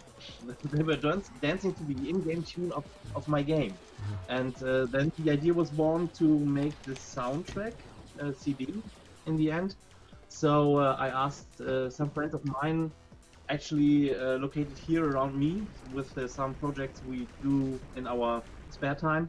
And I actually contacted the German remix group, which are some people here in Germany doing remixes. It's not my cell phone in the end. It's not. It's laying there. And so the German remix group are some very talented guys doing remixes from Amiga and and they are well known here in Germany, and I asked them to do some nice remixes, and at the end We're getting some crazy cell phone. yeah. That's crazy. I don't think it's mine because mine's pretty far away, and I stream with it right here all the time. I don't get that. So Yeah. sorry about the cell phone feedback there. But anyway, sorry. You're clear now. Go for it, Martin. Yeah, no problem. At the end, we ended up with 39 minutes of space energy playtime. Wow. With this. And So we have 8 tracks just with the in-game tune, and I think all the guys made a real original approach to the theme in the end, and I'm very satisfied listening to it in the car. And after that, we added the original tunes just a little bit more spiced up to not have this Amiga effect with 2 channels on the left and 2 channels on the right. So we mix them up on the actual mono stereo signal. Yeah. Now this is a really interesting, oh gosh, gameplay technique here. These it happens twice in the game where the meteors kind of like pile up on each other. Sorry to cut you off, Martin. I want to hear more from you, but there's a couple of good questions. Are you guys planning on making? I want to ask it before I forget. A demo version of the game, like just like maybe like a short demo version for people to try out. I was asked to do that, but I'm thinking about it. I have not yet decided because it's a lot of work, and I'm not sure if it's needed. Maybe. What do your viewers say? Do they say they would like a demo? I'd just be curious. I have a feeling they'll like a demo. Although I think a lot of them already bought it. If you guys want to see a demo, just throw down demo in the chat. Captain John's asking, exactly. what does escalation mean? When it says escalation on the screen, I can tell you, I know things get really hectic when it says escalation and it gets very difficult. What? Yeah. Well, that's actually something which comes from the game called Ikaruga, which is one of my favorite shoot 'em ups, and you could use any Japanese shoot 'em up, bullet hell shoot 'em up, and they all have like some red thing, alert, or whatever, just prior to a boss approaching, and that's it gives you more pulse, it drives you, and that's basically what escalation means. It means, hey, there's danger incoming, you better be prepared. So and that's all. It's also a cool sound effect, just to enhance the whole experience. It's a really nice touch. I get nervous every time I see it because the game is super difficult as it is. When I see escalation, I'm like, no, have mercy on me, please. It's so hard. So Kev, do you want to talk a little bit more about the graphics? In level 2, which I failed miserably on in my last playthrough. It's got this like amazing like fire effect in the background, and there's the parallax scrolling was awesome. I noticed that there was a lot of parallax happening there. Do you want to add a little bit about the graphics? Sure, thank you. Thanks, Bill. Actually, Richard's probably to credit for some of those effects there. So I basically supply him graphics that he might use in the game, and then he'll just work his magic in code, and so that fire background, that's very much Richard's answer. But I can answer how I work on my other graphics, if that helps. Sure, I would love to hear it. Yes, please do that. Well, I do actually own a real Brilliance, if you can see it, Brilliance. Oh, I do awesome. actually own Brilliance software. I had it many years ago on a real Amiga many years ago, and I just saw it at a recent Brisbane Amiga get together, and I just had to get the original again, so it's just nice to have that close by. I do actually use the software all the time, but my process with the graphics, when Richard asked me about reshoots, I sent him, this is actually in your Discord actually, there's a screenshot of the very first image that I sent in 2015, and you can see some copper examples, and you can see some ideas of how some of the copper effects might work in the game, and some of the sprites, 3 colors of sprites. So it's in your Discord channel. But my software that I use, I think I've mentioned it before, I generally use Lightwave, and I use Photoshop, and I use a converter. I use Brilliance. I use a converter program called Graphic Converter, which is very handy for IFF files. I noticed one of the problems, especially for ham files, don't seem to export out of Photoshop too well. So I use a program called Graphic Converter that I also use for other games, and to create some of the maps and levels, we use a program called Tiled Editor. So that's a open source software which is fantastic, that I've been using for Rygar and for Iridium and for Reshoot.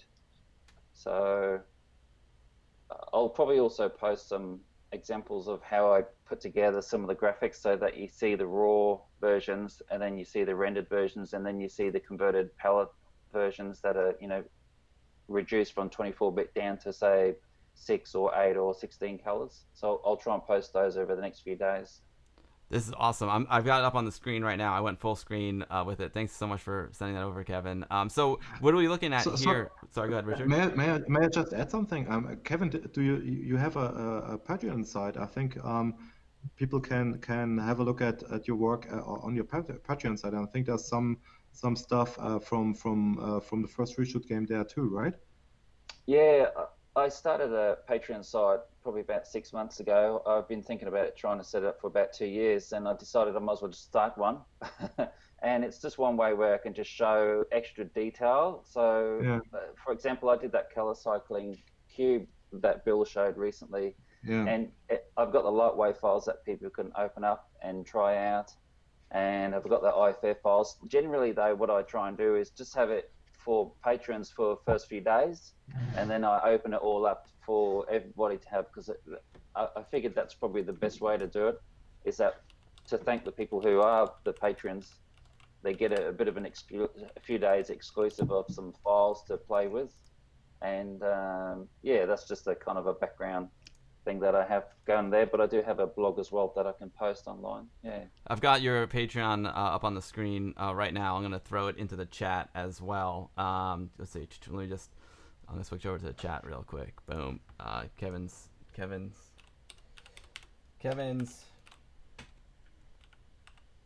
Patreon. I typoed, but that's okay. So Kevin, I've got the full screen image that you sent me on the Discord up on the screen right now. I'm seeing in the upper left corner. This is the whole process. This is the process that you started from the very beginning until the final that you sent to Richard. Is that correct? Yeah, that's right. This was, we'd have a discussion about copper color ideas, or sprites that need to, 3 colors, and this was for Reshoot 1. I'm just looking at the graphics now. And just trying to get a sense of how we doing parallax work, or it's just brainstorming. It's a good starting point, just to have some visual starting point here. Yeah. Awesome. I see. So did you use color cycling in the game at all? I see there's lots of color cycling happening here, and I know you posted that color cycling cube in the Discord recently. I don't believe there's any color cycling, is there, Richard, in the game? No. There is some copper tricks, yes. We have some color fades in the background, but no color cycling. I see it says copper changes depending on the changes to the music.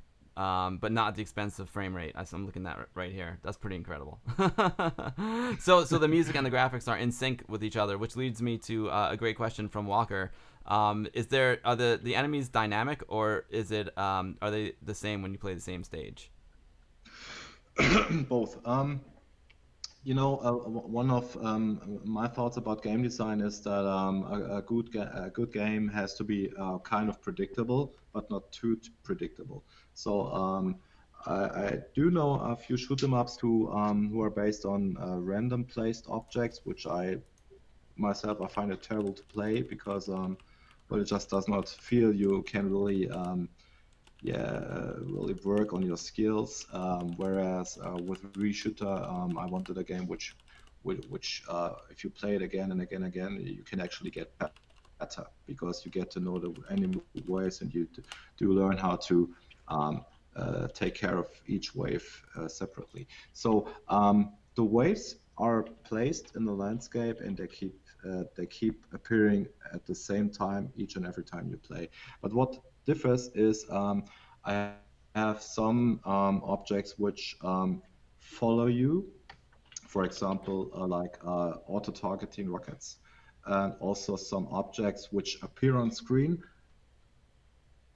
the same place, the same time, every time you play, but then they change their path depending on what you are doing. So like the rockets, but also some other objects. So it's a mixture of being dynamic, but also on being predictable. And all shots are targeting the player. So all the shots are, no, not all shots, but most shots are auto-targeting. So they really target directly to the position of the player, and not just approximately the position, but directly the position of the player. And that's also, well, that's really that forces you to really react on what goes on, what you see on screen. That's awesome. So, because it's a game that you play for high score, it is good to learn the game. You know, sometimes when I'm trying to get a high score, Yeah. I memorize certain patterns. So that's a really Yeah. important element. But then it's also nice to you throw in some curveballs as well to keep it interesting. Otherwise, it just gets too repetitive. That's incredible. Right. Right. Kevin, now that I've got you on full screen there, I can see some paintings in the background. Those are gorgeous. Ah. Those are amazing. So Yeah, you do. yeah. So on the topic of painting, so these are all the graphics. Have you hand painted them in Brilliance? Is that correct? So say that again. I see that you have actual paintings behind you there, and they're beautiful. Oh, yes. I'm wondering if you hand painted the graphics for Reshoot-R in Brilliance. More tweaking them. I've got an Amiga 1200 that is a vanilla 1200. It doesn't have any accelerator or memory. I'm borrowing a friend's a little bit of memory for Meg, but it really needs more memory and accelerator, and to use it properly. I remember back in the mid 80s, I had a great accelerator, you know, because you can use a swap screen, you can have high res interlaced. You can't really do that with a vanilla 1200 for a lot of graphics. So, but my aim is to upgrade it and use it more, because I love the Brilliance tools, and sometimes I use D-Paint as well. So really keen on using the tools because I just love using them. You know, they're awesome. That's awesome, Kev. So, so guys, I know you might have said this earlier in the stream, but some new folks are joining, and Johnny from Amington TV is here, and he's just wondering about, Kevin, once you're up, about the graphics in the game. Is it AGA? How many colors are on the screen at one time? Does it use parallax scrolling? And then, Martin, if you can talk about the tech specs of the music and the sound after that. Who's going first? Sorry. My brain's going like 1,000 miles an hour here. Kev, if you could talk about the specs of the graphics. I think the specs, and that changes again, that's a Richard's thing, because he would know. He's done a few tricks to make it look more colors than it is, and he's added a few parallax layers that was a nice surprise when when he showed us the demos. But basically, it works to me. My palette is 16 colors, so, and we have a palette set up where we have collision colors and non-collision colors.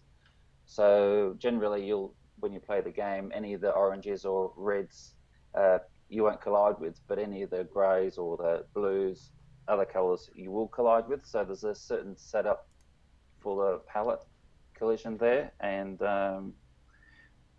yeah, I'd say generally it's 16 colors, but Richard probably better expand on that and say, well, the parallax has its own, uses sprites, hardware sprites, or, that adds extra colors. The player ship itself has 16 colors. Yeah. Yeah. So you've got different layers stacked on top of each other. So Kevin basically did the 16 color main layer, which consists of the enemy objects and of the landscape, and I added a second effects layer, which consists of the fog in stage 1, for example, or of the sun effect in stage 2, and totally different effects in stage 3, 4, and 5. Don't want to spoil anything, but stage 3 is, to me, is real beautiful. It makes something totally different than stage 2. And you also have the player ship, which has 16 colors which are totally independent. The palette of the player chip is totally independent of the basic layer, and you also have the enemy projectiles, which consist of 3 colors each, which is also a different palette, which by the way is something which only AGA can handle.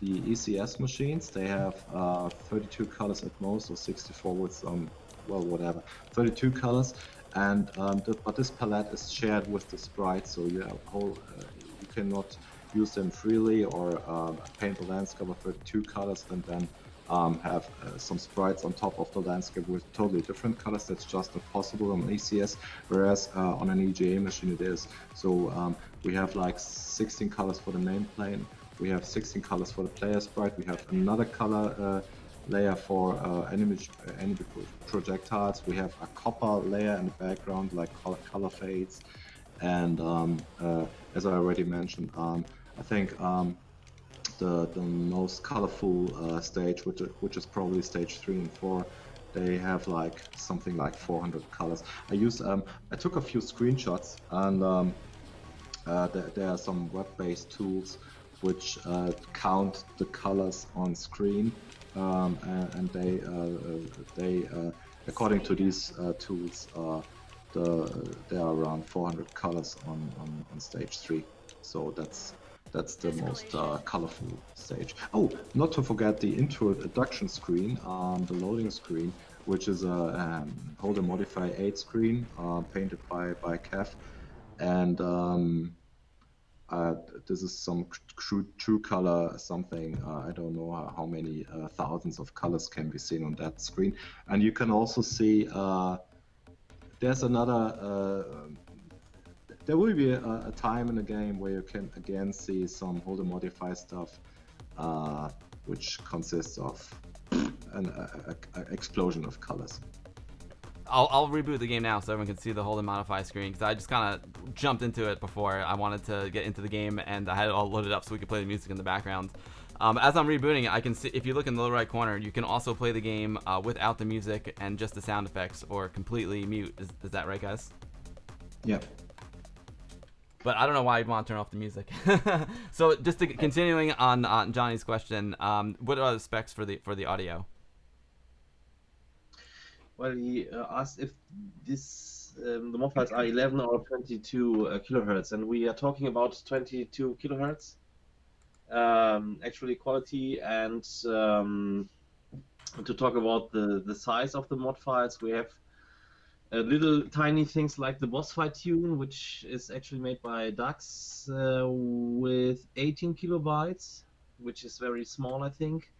And the title tune is approximately about 30 kilobytes, and the massive in-game tune, which is about 277 kilobytes. So quite a lot of stuff going on there, and yeah, also actually I made all the samples in Cubase, exporting them in 22 kilohertz for the Amiga in 8-bit mono, and converted them then into Pro Tracker, and yeah, altered them in Pro Tracker then finally. Yeah, Wow, that's all about. That's awesome, guys. While I'm here, let me just thank you. First of all, thanks guys for continuing to be on the stream. This is really incredible. I'm learning a lot on the stream, and that's funny. It's a funny thing that happens a lot. Like, I'm not an Amiga expert by any stretch of the imagination. I'm just like a dude who throws the camera on and turns on his Amiga. But on all these streams, I have so many amazing people like in the chat. I learn something every stream, and I'm learning a lot in this stream. It's awesome. You guys rock. And I want to give a shout out to Amix312 from Amitopia.tv. He's always posting really interesting Amiga articles on Amitopia, and he did a great review for you guys on the game. I want to, let's see if I can pull it up here. Let's see, PC full screen. There it is. This is on the Amitopia website. World premiere of Reshoot-R for Amiga AGA today. Michael's a great guy, and he gave me a nice shout out, and he's always doing really interesting articles and finding cool stories about people in the Amiga community. So yeah, great work, Amix312. You rock, dude. Let me throw the link into the chat. Amitopia article. So thanks for all you do, Michael. It's awesome stuff, dude. Wow. So this is amazing. So I'm gonna restart the game so you guys can see the ham screen. While I'm doing that, oh yeah, Amiga DJ is asking, do you get points for grazing the bullets? And a lot of people are saying, just shut up and take my money. It's amazing. It's like a mix of all their favorite Amiga games, like R-Type and and Project X and Super Stardust, like all rolled into one. Silkworm. Silkworm. Cypress. Yep. Apedia. Oh, I love Apedia. It's amazing. The thing, Apedia's got amazing music as well. And Martin, your music just is rocking it. The thing is, I'm gonna get the soundtrack and play it in my car, but I'm afraid because I'm just gonna drive like a madman, you know. The music is great. You've only got one life too. Yeah, exactly. Yeah, and I have no power ups. I gotta be careful. I can't.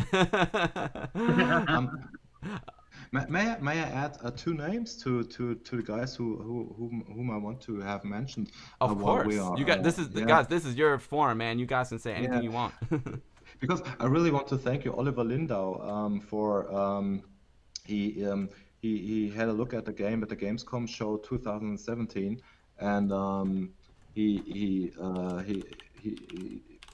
just mentioned a lot of things about using colors and placing pixels, and he enhanced a little some very tiny details on some parts of the landscape.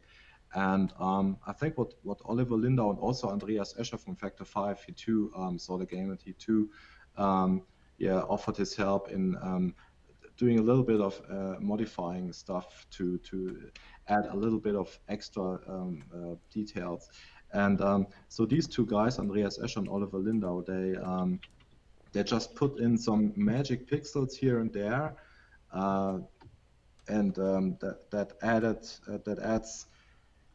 You know, in Germany we say like the Sahnehäubchen on top, like the cherry on the cake in English. And so what these two guys did is as important for the whole experience, like what AJ's wife did for the speech, which is very important too for the whole feel. So it's actually the work of a lot of people. Also, the cover by Emanuel Henne is, or do they pronounce him Henny? I'm not too sure about that, but Emanuel anyway. He did the cover artwork, and it's so amazing. Or one of the cover artworks. One is by Kevin, one is by Emanuel, and so this is another contribution to the whole package, which is which just makes Reshoot-R the thing it is. So it's actually a creative. It's just there's a whole lot of creative talent implemented in the whole experience. Wanted to mention that. That's a really good point. So yeah, it was more than just the three of you guys, and it's all those little details that you were talking about that really makes this. It's really the difference between a game being like 95% and 100%. It's the difference. That's what really makes it a AAA game, is all these little details like the voice. And it adds so much to the game. Speaking of the graphics, let me just show you guys some of the screenshots here. I'm over on Richard's website.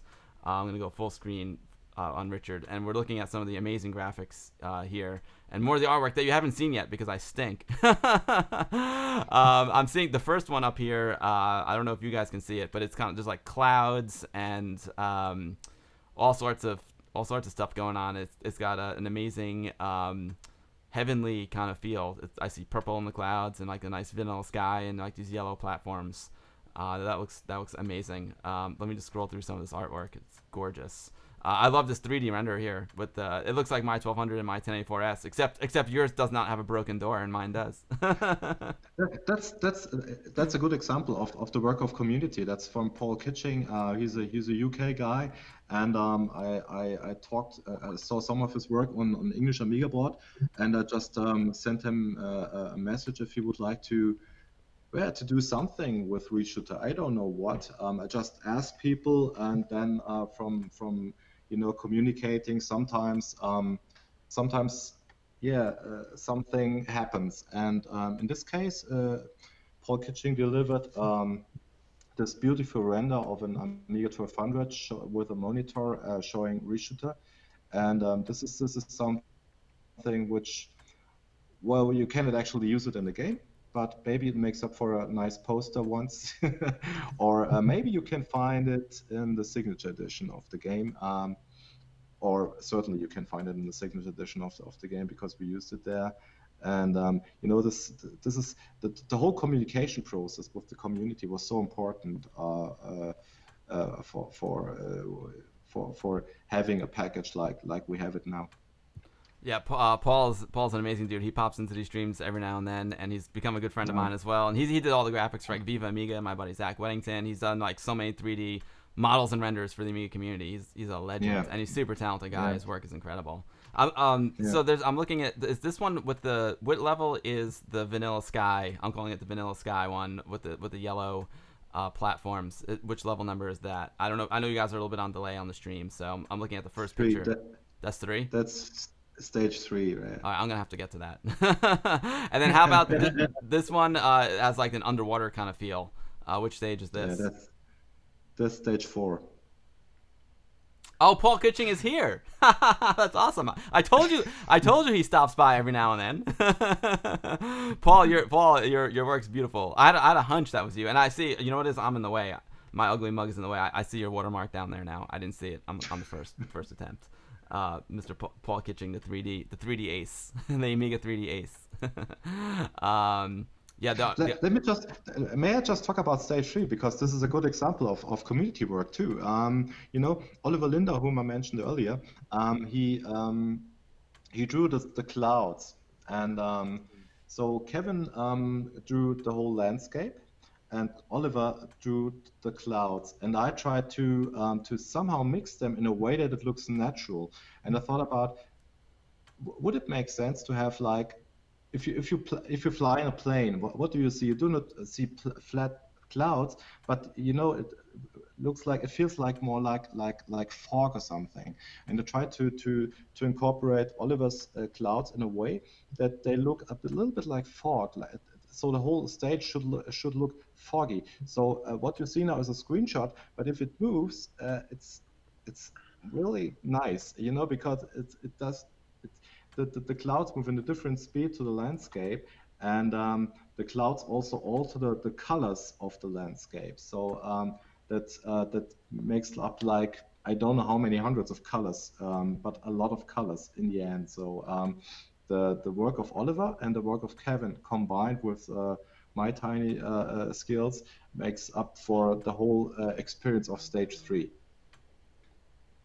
It looks incredible. I love the artwork, the Vanilla Sky, and it looks like there's a fog effect as well, because if you look on these platforms, it gives it a more of a 3-dimensional feel. There's some where the fog isn't covering it, and others where the fog is a little bit hazy. So that's a whole nother dimension to this. That's absolutely incredible. Yeah. Sorry, guys. My let's see. Hold on a second. My wife is actually in the hospital, but she's all right. She's all right, but she hurt her shoulder, so I'm getting updates. Okay. Sorry if I'm a little distracted there. Oh no, the stream went down. Hold on, guys. Let me. I'm gonna restart again.